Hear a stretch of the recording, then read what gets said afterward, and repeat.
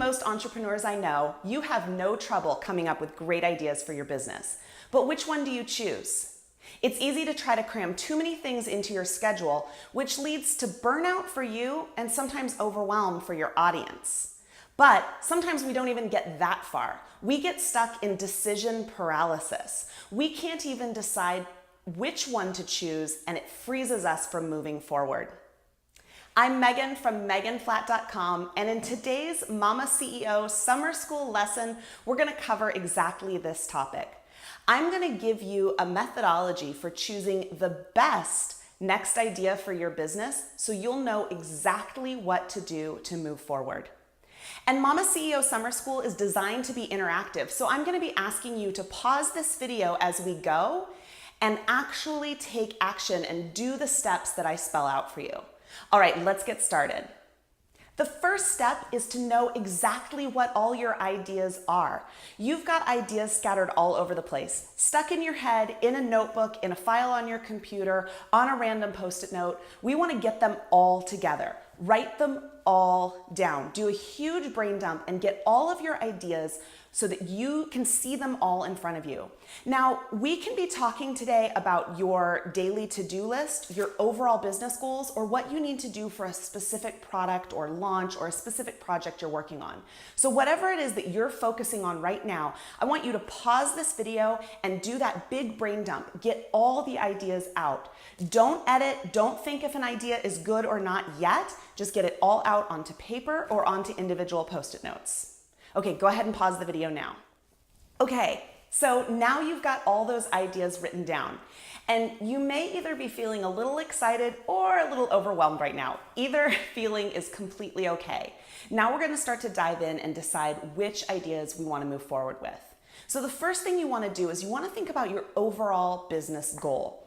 So depending on what you're working on right now, this can be your overall goal for the year. Maybe it's a revenue goal, or maybe it's to increase your exposure. Whatever your big business goal for the year is, you want to look at your ideas and see if there's any ideas that just take you really off track.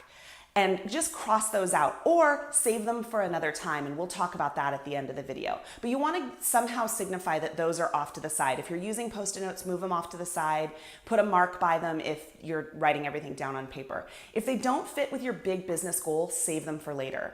And if they don't fit with what you know your current goal is, maybe your goal is to expand your one-on-one client roster. Well, personal invitations might take precedent over a huge Instagram campaign for that specific product. So pause the video now, go through all your ideas, and see if there are any that you just know are not in line with your business goals for right now. Okay, so welcome back. So now you've narrowed down your ideas a little bit. Now we're ready to really sort the ideas that are left. And this is where the BEST methodology comes into play. And BEST is an acronym, B-E-S-T. It stands for bottom line, excitement, service, and time. So you're gonna look at your list of ideas and you're gonna sort them by the following criteria. So any idea that's going to directly affect your bottom line, that's right, we're following the money. Any idea that's going to bring money into your business in the next, 30 to 90 days, that gets a B next to it for bottom line.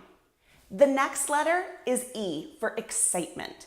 Being an entrepreneur is hard, and you want to make sure that you're excited and motivated about the projects you take on, because that's what's going to help you keep going, especially when the going gets tough. So look over your idea list and put an E next to any of the projects that just give you that feeling of excitement, the ideas that you really want to take on. So yeah, you might now start to have a B and an E next to some of your ideas. That's going to show you what your best idea is as we get a little bit further. So pause the video, make sure you've done the B and the E, the bottom line and the excitement, and then we'll move on to the last two. Okay, so now we're to the S, service or customer service or client care. As much as I want you to be excited about your idea, you also have to make your clients happy. So look over your list of ideas and think, what would make my audience happy? Maybe it's something new that you're gonna offer that's gonna solve a problem that they have. Or maybe it's a new way that you're gonna handle your client care. Maybe it's how you're gonna onboard your one-on-one clients, or a way that you're gonna deliver your newsletter.